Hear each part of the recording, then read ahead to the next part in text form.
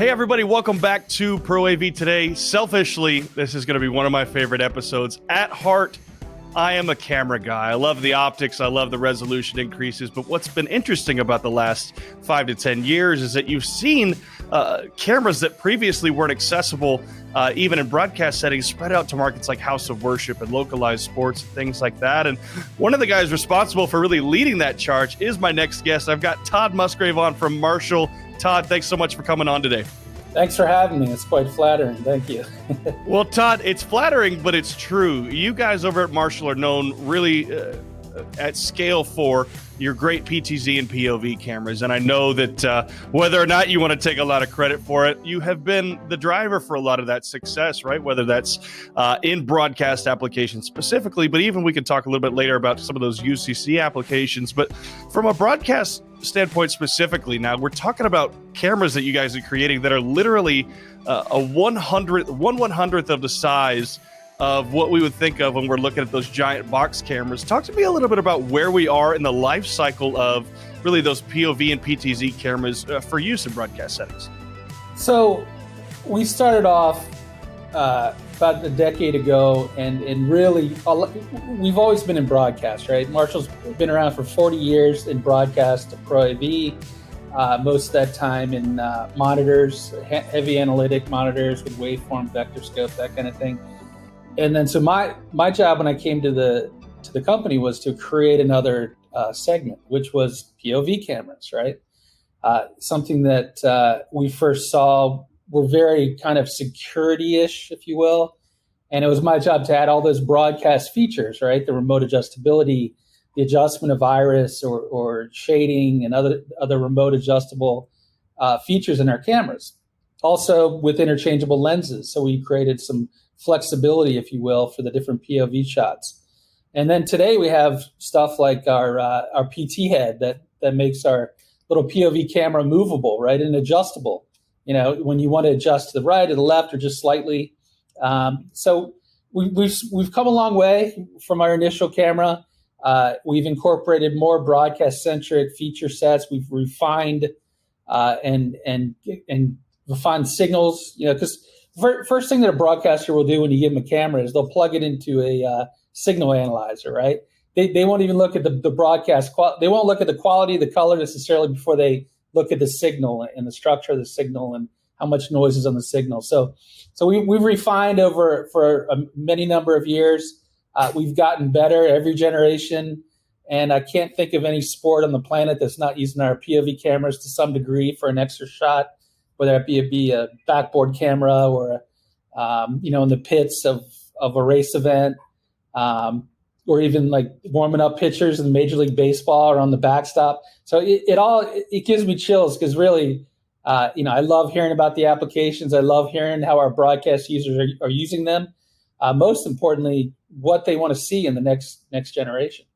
Well, Todd, it's been really cool to see the work that you guys have done because really when you talk about those smaller form factor cameras, really they kind of made their way into the public eye largely through like the GoPros and things like that. And then, you see the demand, whether it's through houses of worship or smaller broadcasters, you see the demand for that smaller form factor in it being broadcast cameras, whether it's SDI outputs. You talked about things like iris control.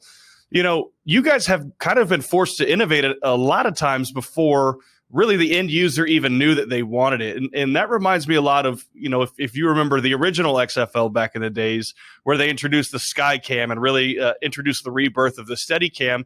You guys remind me a lot of that from a technology and an anticipation standpoint. How do you design for something that the end user, the broadcaster, the engineer doesn't even know that they need yet? Well, we work closely with broadcast engineers working those events you talk about, right? So, whether it be in professional basketball, football, and even now with lacrosse, with the big broadcast events they're doing in lacrosse. And really it's a matter to me first to start with the sensor to make sure the video quality is up to standards. Now we have use, like I said, say in Major League Baseball, right? There'll be a small camera while they're warming up a pitcher, or sometimes just a coach camera, right? Where they're analyzing the pitcher on the mound exclusively and they're watching for fatigue or But I always like them getting on air, right? So it's the stuff they bury in the dirt in front of home plate for the All-Star game, or built into the cap of like the shortstop and getting that ball coming to him and him making the play. That's exciting stuff, man. Was a kicker too. but the idea for me is always I want it to be broadcast quality. We select the right sensors for that, and we continually refine and adjust. And we really we work with a lot of engineers that are at these events that that want some certain thing changed or made easier, remove the headache, and that's what's paramount for me, is to stay close to those broadcast engineers and keep refining and keep improving. Well, what's really cool about really specifically the Marshall cameras is you see them in things like the All-Star game and obviously the biggest places in the world. But, some of the things that you guys allow really has democratized broadcast production, not only from an acquisition standpoint, but from, maybe a smaller budget standpoint too. Now you talk about educational institutions being able to broadcast their games, or houses of worship now being able to stream at scale, not only with the great POV cameras, but obviously some of the PTZ and robotic options as well. Talk to me a little bit about some of those maybe non-traditional, non-sports markets that you guys are seeing growth in. Well, let me start with the sports for a second, because it's a very interesting point you bring up. Normally or historically, it's always been football, basketball, and a handful of sports. Now, as you said, they can broadcast more. They can do linear and digital broadcasting, and they're capturing more of their sports. Now they're showing gymnastics. How good has girls softball gotten? Right. The production value is insane. So a lot of that comes from what the SEC networks and the ACC networks and Pac-12 networks, in coordination with companies like ESPN and Fox Sports. But the idea is getting more content, being able to show more events, being able to do more stories with additional points of view, right? So from an entry-level standpoint, to add a lot of low-cost miniature POV cameras is great. Again, with sports is from the very beginning, with sports and different shots, but also largely in live music, right? Live events like a house of worship church production. It's very inexpensive to add a $300, $400, $500 POV camera at first, because maybe they were using an old, style camera in standard definition and trying to make it work. So it's we offer anywhere from entry level, we like to call, to added and higher price cameras, depending on the complexity of what you want to do. But how exciting is that to be able to cover more events? To cover more, everybody wants to be a podcast star, right? From their base, right? So we have cameras that have not only a broadcast standard SDI, but HDMI, also IP. We've added NDI capability. Now we're incorporating NDI HX3, which is even more low latency, and to be able to pipe in a shot from even remotely, right? For a contributor, even news outlets, right? Newscast. We have a lot of, especially during COVID, but now it's become standard, right? It's a lot cheaper to send a camera out to send a camera operator and a camera out, right? So you see a lot more of REMI production in sports, but even newscast and news contribution, weather casting, house of worship. I love to talk about the stuff we do in space, because we have more cameras in space, I think, than anyone. And I can't elaborate too much on that, but a lot of those shots you see of rockets launching and getting together on the International Space Station, of the James Webb Telescope that was just released into space. What would you call that? Would you call that broadcast, Pro AV? It doesn't matter to me, really, because I want to make my stuff as good video quality as possible and as easy to integrate. And we're rewarded with some very unique applications, and we love it. We continue to try to get better. Again, looking ahead at adding this IP and NDI and SRT, and we're adding Zixi to some of our IP cameras.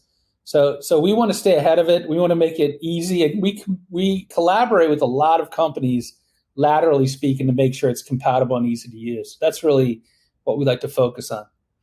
Well, you talked a little bit about the lines blurring between what you would call the AV, the broadcast, even the IT integrator community. Is one of the markets that it seems like everybody's trying to scoop up this point is the UCC market. But you guys have an interesting place in that market because it really, if you think about it, at the end of the day, video conferencing collaboration is a form of broadcast, right? And people now have made the determination to invest in their setups and their gear and their microphones, and that includes their cameras too. Talk a little bit about some of the things that you guys are seeing in the UCC space. So when you talk about UCC, initially what comes to mind is like collaboration over video, right? That was really exploded during COVID. Everybody had to work remotely, right? And thank God before COVID started, we had some USB options, even in miniature size. We had some USB PTZ and other options. But now, I mean, it's not just over a video call or video chat. It's podcasting. It's creating content very easily over OBS or vMix. I mean, these things are very affordable these days, and they're looking for more than just a PC camera or a camera built into their computer. They want better quality. And we were in a unique position to be able to do that. We continue to collaborate with companies like Zoom certification for Zoom rooms. We have Barco ClickShare certification. We work with vMix to make sure it's easily ingestible and controllable through their platform. We work with Free or OBS Project to incorporate docks and plugins where you can control the camera if it is a PTZ or even a common Zoom block. We're also coming out with a ePTZ camera in the 420E, which is a 4K 60 sensor, large sensor, and being able to manipulate within that 4K sensor with HD video and keep that camera shot still. And you over soft codecs like we're on now, right, for video conference or streaming. But I think it's a really interesting time in that UCC is now. I mean, it's kind of an old term, if you will, because really, I mean, any one of our cameras can be plugged into USB, can be plugged into IP. Now with NDI and other things like SRT, very low latency, very lossless video over IP. It's the world is opening up, man, and it's so exciting to see people with maybe lower budgets being able to produce some high quality programming like yourself. Oh, yes. Just like me. I would be a stretch to call this high quality programming. I appreciate that. But you're not using the camera that's built into your computer, right? That's true. You know what? That is true. I'll pat myself on the back. I'll allow it, but I'm an AV guy. I can't, I can't use that built-in stuff.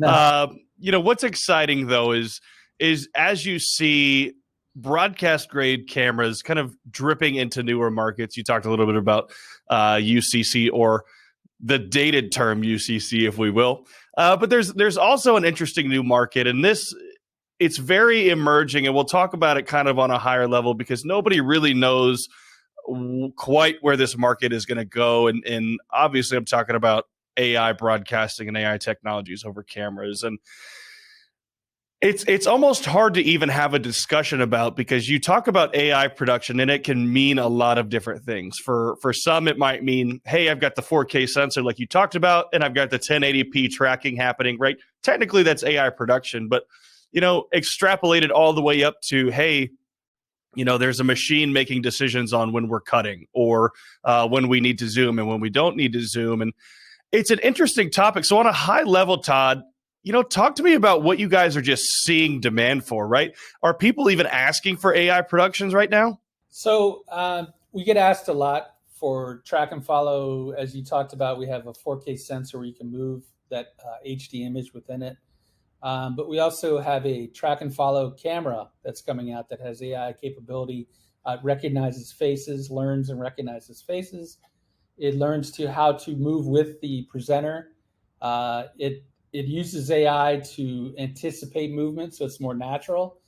So you don't want a self-control AI PTZ camera moving quickly or making drastic recorrections. So there's some AI and learn capability with this 620 camera we have coming out. But we are getting asked that more and more. And I think it has to do with maybe less personnel on site or maybe fewer people, at a house of worship, for instance. And the camera doing some of the work for people, maybe understaffed organizations. But we are getting asked that more and more. We've added AR and VR to more concisely control our cameras in AR environments. It's not exactly AI, but it's similar in that it's ingesting and ingesting video content into workflows that adds graphics, right? And that maybe AI graphics or meshing graphics or overlays into video content in a more natural way. And that a lot of that is done through AI of the camera and the processing, and certainly the workflow codecs that are being used. Well, Todd, the natural next question is this, and I'll wrap with this. Obviously it's pretty easy to say that, our resolution is going to continue to increase. Our form factors are going to continue to increase. Efficiency, productivity is going to continue to increase with cameras. But what are some of the things in the next 5-10 years that maybe end users and broadcasters aren't expecting from, and maybe it's you guys, and maybe it's even the camera industry as a whole? Well, lately, and certainly a lot of the work that's being done now is to make IP more or easier to use, right? And that has to do, we have 4K cameras, right? We have real true 4K, we have UHD, we have HD, but really it's not chasing resolution more than it is making it usable and congestible over network, right? And sometimes challenging network infrastructure. So with the incorporation of NDI 3, HX3, you're seeing lower latency. So if this lower latency IP approaches, say, latency of SDI, it becomes very interesting in broadcast. And we have a high bandwidth version coming out that takes slightly higher bandwidth that is near lossless or near SDI latency. But also when you pack and unpack the video information, that it's lossless essentially. So you see a lot of IP or NDI or SRT being incorporated, bandwidth being expanded and faster and better. So you can remotely ingest a camera in a remote location, or ingest videos or graphics and other things remotely or in the cloud. So it's not just higher resolution cameras; it's cameras that are more capable over IP network, which is not necessarily improving resolution of a sensor physically, but we do a couple things. We first are always looking at new sensors and capabilities. We're looking at 8K stuff, but how many people can consume and use 8K, right? Now, a lot of people are even using 4K at this point.